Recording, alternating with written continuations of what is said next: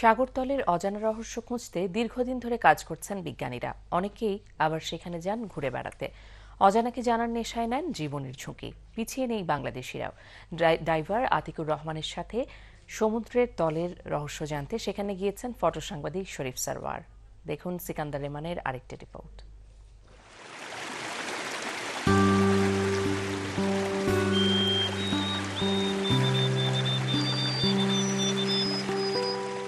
এতদিন যারা জিওগ্রাফি চ্যানেলে সাগরতলের নানা দৃশ্য দেখে অভ্যস্ত, তাদের জন্য সুখবর হলো বাংলাদেশিরাও পিছিয়ে নেই দুঃসাহসিক এই অভিযান থেকে।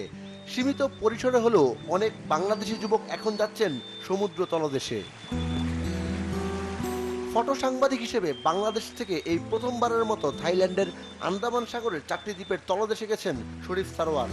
আন্ডার ওয়াটার ওয়ার্ল্ডটা মানে টোটালি ডিফারেন্ট একটা ওয়ার্ল্ড। এই ওয়ার্ল্ডটার চেয়ে অনেক অনেক সুন্দর। আমাদের দেশে এরকম সুন্দর আছে, আমরা অথচ কেউ জানি না, এটা সঠিক ব্যবস্থা নিতে পারতেছি না, ব্যবস্থা নিচ্ছি না।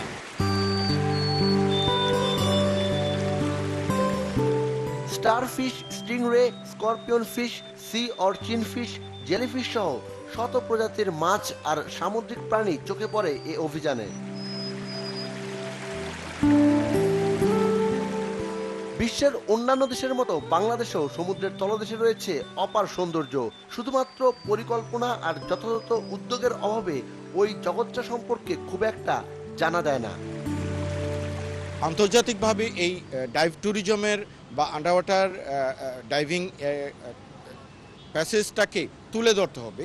তাহলে হয়তো বিভিন্ন দেশ থেকে ডাইভ ট্যুরিজমের জন্য বা এই আন্ডার ওয়াটার নেচার দেখার জন্য অনেক লোক ছুটে আসবে।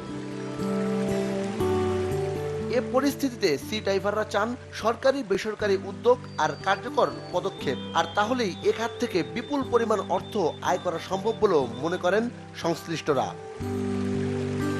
সিকান্দার রেমান, বাংলা ভিশন।